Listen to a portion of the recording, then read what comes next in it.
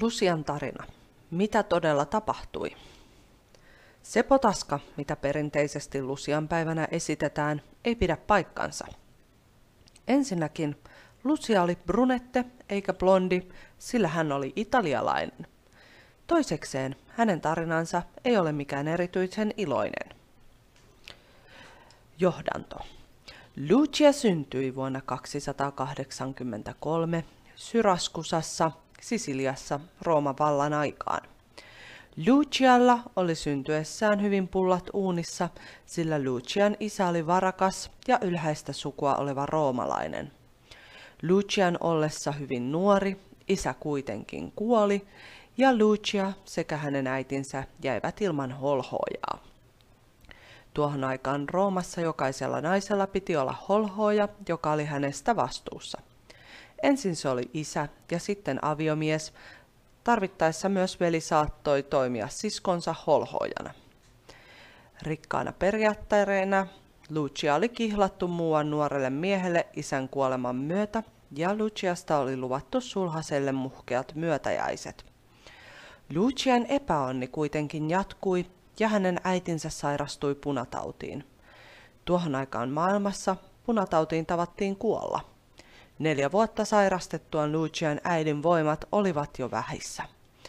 Lucia tarttui epätoivoissaan viimeiseen oljenkorteen ja raahasi äitimuorinsa Cataniaan Pyhän Agathan pyhänjäännöksille. Pyhän Agathan haudalla rukoillessa moni oli kokenut ihme parantumisen. Kohtaus 1. Ihme tapahtuu. Kuinka sattuikaan, ihme tapahtui ja äiti parantui, jolloin Lucia päätti kääntyä kristinuskoon. Eikä siinä vielä kaikki, vaan Lucia vannoi pysyvänsä neitsyönä uuden idolinsa Pyhän Agathan tavoin. Oman myöntäjäisosuutensa Lucia pyysi itselleen ja käski jakaa sen köyhille.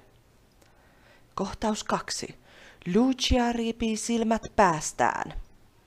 Samaan aikaan eräs toinen roomalainen nuorukainen, joka ei ollut kristitty, ahdisteli Luciaa kanssaan naimisiin, koska oli rakastunut tämän kauniisiin silmiin.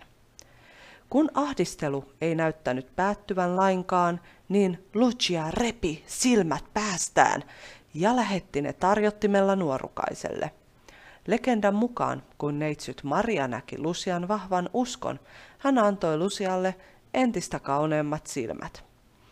Kerrotaan, että nuorukainen puolestaan järkyttyi tapahtuneesta kovin ja sen seurauksena kääntyi kristinuskoon. Kohtaus 3. Juonitteleva palvelija saattaa Lucian vaikeuksiin. Lucian perheellä oli juonikas palvelija, joka kertoi Lucian sulhaselle, että Lucia oli jakanut myötäjäiset köyhille ja että hän ei menisikään tämän kanssa naimisiin.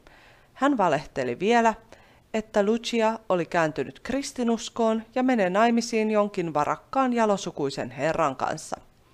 Mustasukkainen ja harhaanjohdettu sulhanen ilmiantoi Lucian viranomaisille, koska tuolloin Rooman aikaan kristinusko oli kielletty.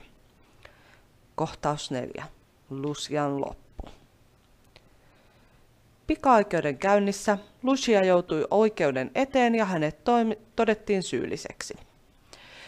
Kostoksi kristinuskosta Lucia tuomittiin vietäväksi bordelliin ja pakotettavaksi prostituutioon. Tällöin pyhä henki kuitenkin täytti Lucian ja hän muuttui niin painavaksi, että häntä ei pystytty miesvoimin siirtämään. Vaikka apuun tuotiin vetohärkiäkin, Lucia pysyi järkähtämättä paikoillaan. Kun häntä ei saatu siirrettyä, hänet kertomuksen mukaan päätettiin polttaa. Lucian ympärille rakennettiin rovio ja häntä valeltiin palavalla piellä ja kiehuvalla öljyllä. Iloisella liekillä palanut tuli ei kuitenkaan pystynyt vahingoittamaan pyhän hengen täyttämää Luciaa. Jotenkin siitä on johdettu Lucianeidon kutreilla kiikkuvat kynttilät nykyperinteeseen. Lopulta Lucia surmattiin iskemällä tikari hänen kurkkunsa läpi. Että sellainen tarina.